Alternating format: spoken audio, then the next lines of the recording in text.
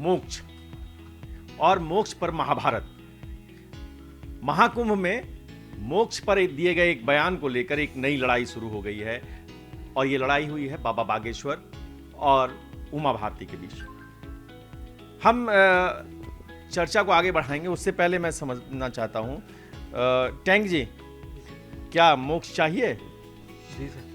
कैसा मोक्ष चाहिए? या स्नान करके मोक्ष चाहिए या भगदड़ के नीचे कुचलने वाला मोक्ष चाहिए? सर स्नान वाला मोक्ष चाहिए। स्नान वाला मोक्ष चाहिए। यही बात उमा भारती ने कही है और बाबा बागेश्वर ने कहा था कि जो लोग भगदड़ में मर गए वो लोग भी एक मोक्ष को प्राप्त कर गए।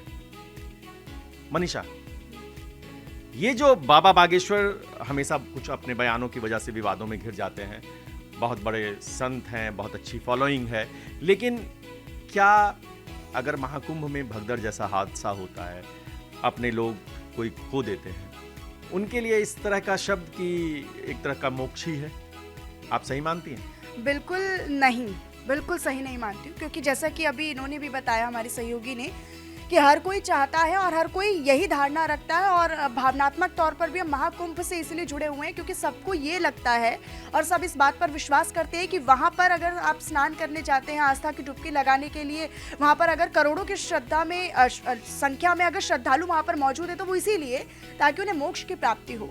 लेकिन इस तरह का बयान एक महात्मा कहे जाने वाले, एक संत कहे जाने वाले, एक बाबा धीरेन्द्र शास्त्री जिनको करोड़ों की संख्या में ना जाने कितने लोग पूजते और मानते हैं, वो जब ये कहते हैं कि मरना भी उनके लिए मोक्ष था, जो मरे उनके लिए मोक्ष था, ये कहीं ना कहीं उन्हें ये दर्शाता है कि एक संत को, एक महात्मा को उनकी संवेदनाओं के तहत ही बयान देने चाहिए। कम से कम इसको लेकर संवेदना होनी चाहिए। एक संवेदना का सवाल है, आस्था का सवाल है, सनातन संस्कृति का सवाल है। अभी जब हम न्यूज रूम में डिस्कशन कर रहे थे तो भास्कर का एक पहलू है कि हो सकता है कि बाबा बागेश्वर ने जो कहा है उसका कोई एक और दूसरा पक्ष भी हो।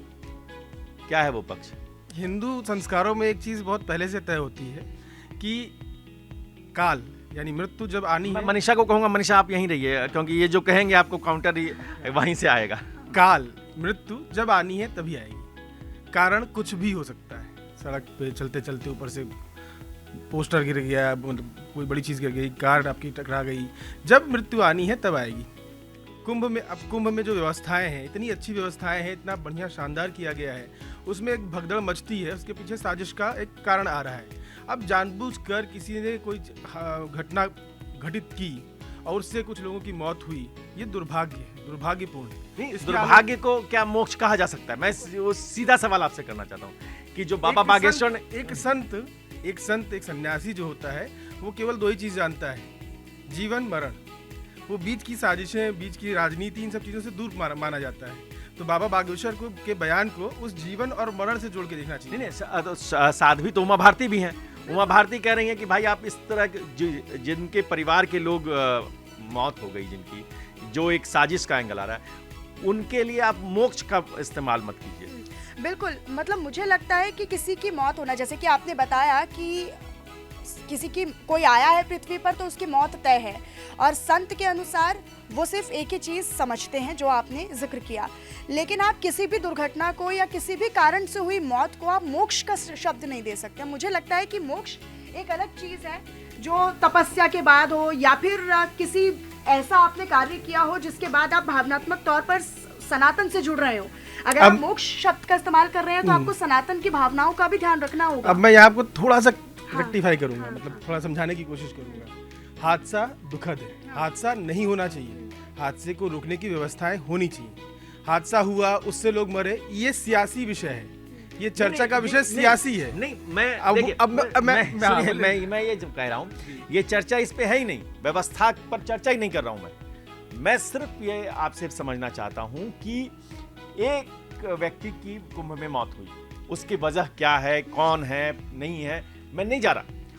उस मौत को क्या बाबा बागेश्वर की ओर से ये कहना कि ये मोक्ष है, सही है या नहीं? क्या मानसरोवर में जब झील फट जाती है ऊपर पहाड़ पर और सैकड़ों लोग मर जाते हैं, उसे क्या बोला जाए? नहीं, वो मोक्ष थोड़ी है, इसे मोक्ष ही बोलते हैं। सनातन परंपरा में मैं यही बताना चाह रहा हूँ। सनातन परंपरा में वहाँ पर कितने लोगों की मौत होती है हार्ट अटैक से या नहीं, अब सांस इसमें की एक कमी point से, और, तो हरीश- क्या हम उसे मौत हरीश को मैं मोक्ष कहूंगा बोल कि आप, सकते हैं? नहीं बोल सकते हम नहीं उसको भी मोक्ष। निकाल के आ मैं जाइए। सनातन परंपरा में देखिए, अगर हरीश आप अंकल हमको आगे ले जाए। सनातन परंपरा में हमको अगर किसी धार्मिक यात्रा पे गए हैं, धार्मिक कार्य करने गए हैं और वहाँ हमारी हमको मोक्ष मिलता है, मतलब वहाँ हमारी मृत्यु होती है, तो परिवार उसको मोक्ष ही मानता है। नहीं देखिए, कहते हैं कबीर, नहीं देखिए, वो परिवार रो रहा है। कबीर ने कबीर मृत्यु होती है तब भी लोग रोते हैं। देखिए, कबीर जब आते हैं काशी तो ये कहते हैं कि हमने सारा जन्म कहीं गुजार दिया हो, लेकिन हम आए हैं काशी इसलिए कि हमको यहाँ से मोक्ष मिल जाए। तो वो एक मोक्ष की आकांक्षा है। भावना भी है। हाँ, मोक्ष की भावना है। और, आप संकीर्तन करते हैं, आप उसमें भावनात्मक तौर पर जुड़ाव रखते हैं।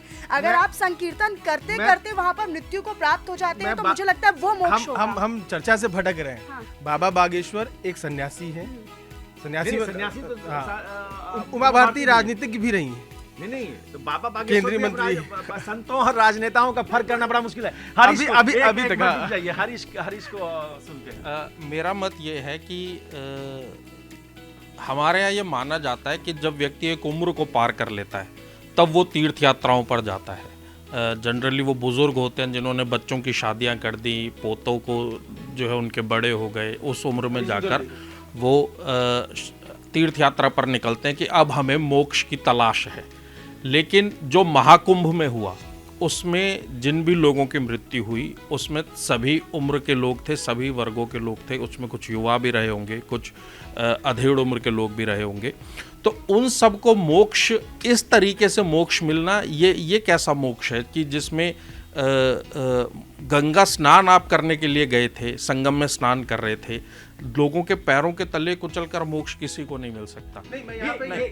मुझे यही बात बाबा भारती कह रही है। बाबा बागेश्वर ने, अगर किसी ने उनका बयान सुना है तो बाबा बागेश्वर ने कहीं ये कहा कि जो हादसा हुआ अच्छा हुआ, ये तो होना चाहिए, इससे मोक्ष मिलेगा। नहीं, देखिए, हादसा नहीं, हादसा दुर्भाग्यपूर्ण था। नहीं, हादसे हादसा की दुर्गा। निंदा हर कोई हमारे करता साथ शैलेंद्र जी आ रहे हैं, और संजीव एक यंग साथी हैं हमारे साथ, दाढ़ी बढ़ा के रखते और हम हैं। इनसे ये भी जान सकते हैं कि क्या ये मोक्ष की परिभाषा समझते हैं? संजीव, ये बताओ कि कुंभ में जो हुआ उसको लेकर बाबा बागेश्वर जो कह रहे हैं वो ज्यादा सही है या जो उमा भारती सवाल उठा रही हैं वो ज्यादा सही है? सर, मृत्यु एक दिन सबको आनी है।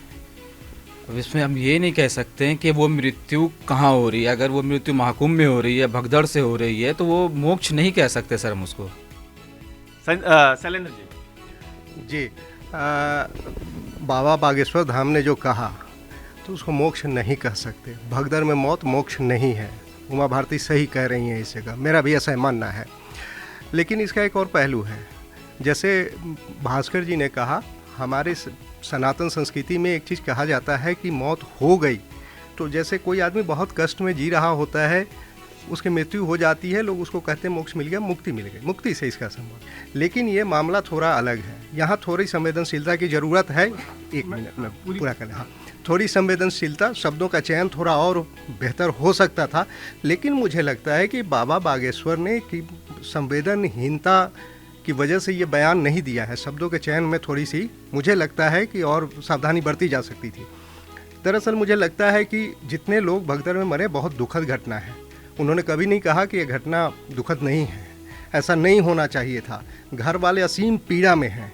तो मुझे लगता है कि एक सन्यासी, एक संत का जो काम होता है, तो परिवार को सांत्वना देने के पर्पज़ से ये बात कही गई होगी कि चलो जो हुआ सो दुखद हुआ, लेकिन चलो अब संतोष इस बात से करो कि चलो मोक्ष मिल गई, क्योंकि कुंभ में कोई चाहे कारण जो भी रहा हो, तो ये एक सांत्वना देने के पर्पज़ से कहा गया होगा, ऐसा मुझे लगता है। नहीं, आपने इन्होंने दोनों बातों को मान लिया। मैं यही कहना चाह रहा हूँ, मैं भी यही कह रहा हूँ कि अगर आप बागेश्वर बाबा के बयान को धर्म के तराजू पे तोलेंगे, जो उनकी जिम्मेदारी है, तो उनका बयान आपको सही लगेगा।